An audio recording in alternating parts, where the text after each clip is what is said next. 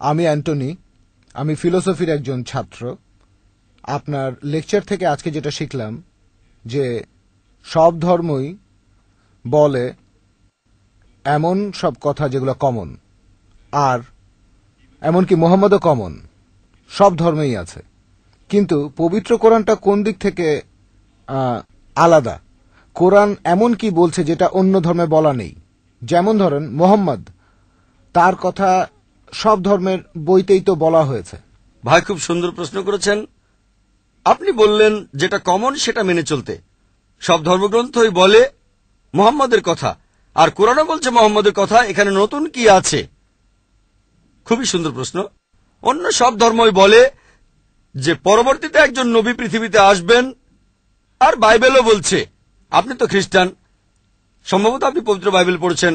Gospel of জন 16 নম্বর অধ্যায়ের 12 নম্বর থেকে 14 অনুচ্ছেদে আছে, ঈসা আলাইহিস সালাম শিষ্যদের বলছেন, আমি তোমাদের অনেক কথা বলতে চাই, কিন্তু তোমরা এখন সেটা বুঝতে পারবে না, কারণ যখন সত্যের আত্মা তোমাদের সামনে আসবে সে তোমাদের সত্যের পথে নিয়ে যাবে। আর সে তার নিজের কথা বলবে না, যা শুনবে সে কথাগুলোই বলবে। সে তোমাদের ভবিষ্যতের কথা বলবে, সে আমাকে মহিমান্বিত করবে। তার মানে সব ধর্মগ্রন্থ, হিন্দু, পার্সি, বৌদ্ধ, ইহুদি, খ্রিস্টান সবাই বলছে একজন নবী পৃথিবীতে আসবেন, একজন নবী আসবেন। কিন্তু কোরআন বলছে ইনি সেই নবী যার উপর কোরআন নাজিল হয়েছে। সেই নবী চলে এসেছেন। যখন আপনি ক্লাস 1-এ পড়ছেন, আপনার স্কুলে সবার উপরে ক্লাস 10, তারপর ক্লাস 2-তে উঠলেন, তখনও লক্ষ্য ক্লাস 10, তারপর ক্লাস 3-তে উঠলেন, তখনও ক্লাস 10ই লক্ষ্য। এখানে শুধু স্কুলের কথা বলছি। Class 5, class 6, class 7, class 8, class 9, তারপর ক্লাস 10-এ উঠলেন, তারপর এসএসসি পরীক্ষা দেবেন, ঠিক? তার মানে এই না যে ক্লাস 1 আর ক্লাস 10-এর পড়াশোনা এক। আপনি ক্লাস 10-এর জন্য প্রস্তুতি নিচ্ছেন। প্রস্তুতি নেওয়া হয়েছে 1400 বছর আগে। আল্লাহ তাআলা এই নবীকে পাঠিয়েছেন। যীশু খ্রিস্ট বলেছেন, আমি তোমাদের অনেক কথা বলতে চাই, কিন্তু তোমরা এখন তা বুঝতে পারবে না, কারণ যখন সত্যের আত্মা তোমাদের সামনে আসবে সে তোমাদের সত্যের পথে নিয়ে যাবে। তাহলে 1400 বছর আগে আল্লাহ তাআলা বুঝেছিলেন যে সেটাই সঠিক সময়।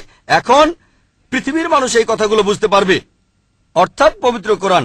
অন্যান্য সব ধর্মগ্রন্থে কথা বলা হয়েছে যে মহান ঈশ্বর একজন। বর্ণনাগুলো হয়তো আলাদা। সব ধর্মগ্রন্থই বলছে এক স্রষ্টার কথা। আমরা মানব নবীদের আর চূড়ান্ত নবী মুহাম্মদ সাল্লাল্লাহু আলাইহি ওয়াসাল্লামকে। সারমর্মটা হচ্ছে একই, বর্ণনাগুলো হয়তো আলাদা। আর পবিত্র কোরআনে সূরা মাইদা 3 নম্বর আয়াতে বলা হয়েছে, আজ এই দিনে আমি তোমাদের দিন পূর্ণাঙ্গ করলাম, তোমাদের দিন মনোনীত করলাম ইসলাম, তোমাদের প্রতি আমার অনুগ্রহ সম্পূর্ণ করলাম পুরো মানুষ জাতির জন্য। পবিত্র কোরআন নাজিল হওয়ার পর নতুন কিছু যোগ করা যাবে না, কোনো কিছু বাদ দেওয়া যাবে না।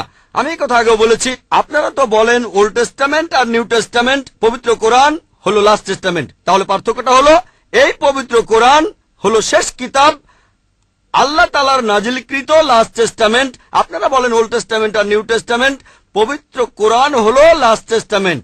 অন্য সব ধর্মগ্রন্থ সেগুলো বলছে একটা বইয়ের কথা, পবিত্র কোরআন। মুহাম্মদ সাল্লাল্লাহু আলাইহি সাল্লামের ক্ষেত্রে একই কথা।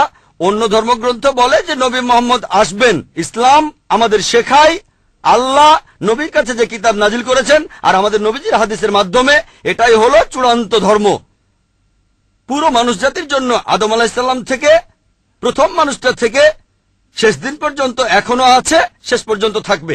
অন্য সব ধর্মই বলছে এক ঈশ্বরের কথা, বলছে যে শেষ নবী আসবেন।